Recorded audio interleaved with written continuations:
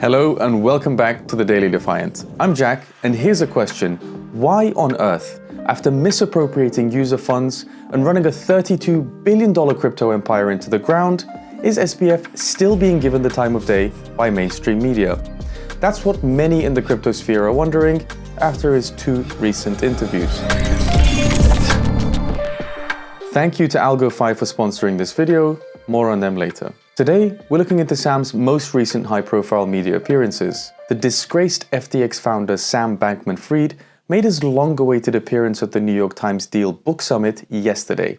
He was visibly shaking at multiple points during the interview, in which he skirted around some difficult questions. Sam joined virtually, and he was interviewed by Andrew Ross Sorkin, who grilled Sam on issues ranging from the collapse of his centralized exchange to the fraud allegations. But earlier this week, he even had time to sit down for 2 hours and give an exclusive interview to the Good Morning America host George Stephanopoulos. And while we don't love his media redemption tour, we're glad that this time around, journalists have asked hard questions and they didn't let him off the hook too easily.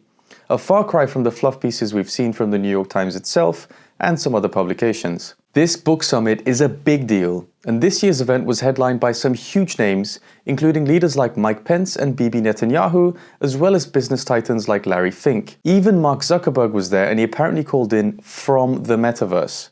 Even after being accused of fraud, SBF knows how to play the media game, using the highest profile events and associating himself with top guests to spin his own narrative.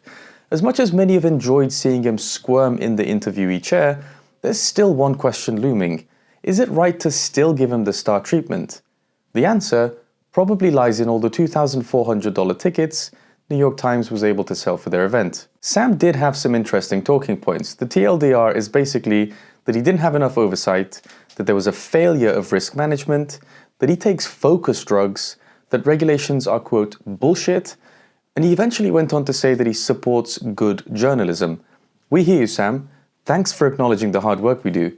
And if this content informs you in any way, please click that little thumbs up button and do subscribe so we know that we've been helpful.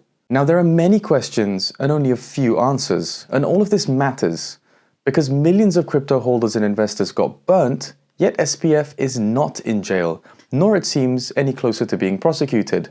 That's probably why last night, crypto Twitter watched and followed patiently, waiting for SBF to make an incriminating statement and cause his own undoing. The whole ordeal was extremely frustrating for many, and the community had their chance to voice this. I mean, it's impossible not to sympathize with users who lost funds in the collapse, especially when the man responsible can't even string an honest sentence together. He was asked two rather simple yes or no questions by Andrew Ross Sorkin. The first one was, were you truthful with us today? Sam only managed to respond with a half-truth. He said, I'm as truthful as I am able to be with the knowledge that I currently have. Andrew then followed up, have you lied?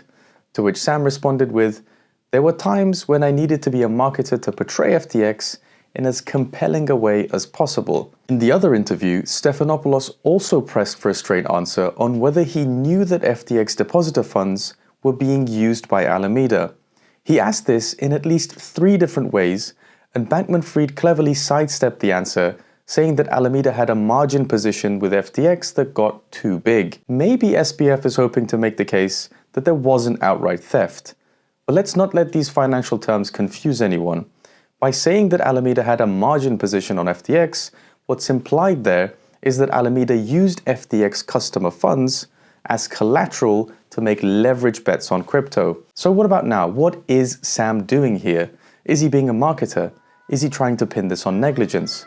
I am really curious what everyone thinks, so let me know in the comments. And before we continue, just a quick word from AlgoFi, who make this video possible. AlgoFi is the de facto DeFi hub on Algorand.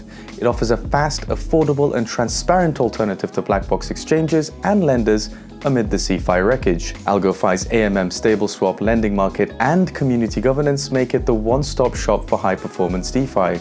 Its move to launch fully programmatic on-chain DAO governance will make AlgoFi the first protocol on Algorand to reach true decentralization.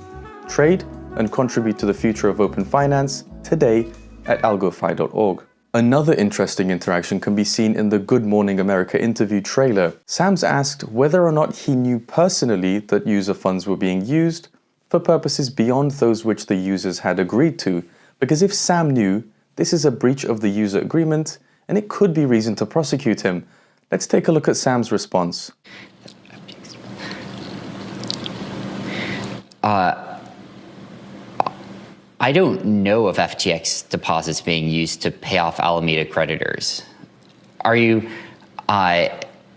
which creditors are you referring to? Now, for users wondering if and when they will be made whole, this interaction must have been infuriating to witness. Straight up questions, to the point, with no fluff.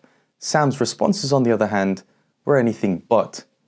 Now, despite the understandable frustration experienced by many in the crypto community who believe Sam's actions have been detrimental to the crypto space and the technology's future, it was a weirdly satisfying experience to watch SBF suffering under some much-needed public scrutiny. We can only hope that the prosecutors were watching and taking notes, preparing for their turn. But who is to blame, you might be asking yourself? And at one point during the interaction, in an all too familiar tone, SBF said, "I screwed up big.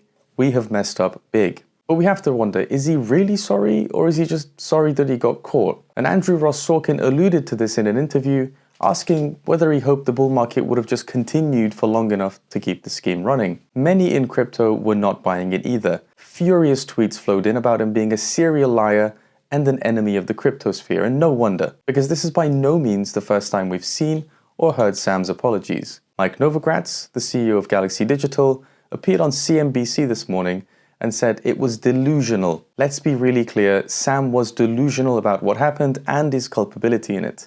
He needs to be prosecuted, he will spend time in jail. And it wasn't just Sam. You don't pull this off with one person. Meanwhile, influencers like Gabriel and BitBoy are out chasing SBF down in the Bahamas, and burned users are demanding a jail sentence. But clearly, not everyone wants Sam locked away, as we can see from the high-profile media appearances that he's been allowed to have. So what's coming up next? Well, at the end of the day, DeFi is a resilient space. And despite the efforts by mainstream media outlets to give Sam a platform, crypto Twitter continues to be a force for fact-checking Sam's statements and forming communities that can provide victims with some companionship, when elsewhere, it seems like the rest of the world is chuckling amiably along with the answers that Sam gives in major conferences and even clapping him off stage. Thanks for watching. Don't forget to tune in to tomorrow's live weekly recap.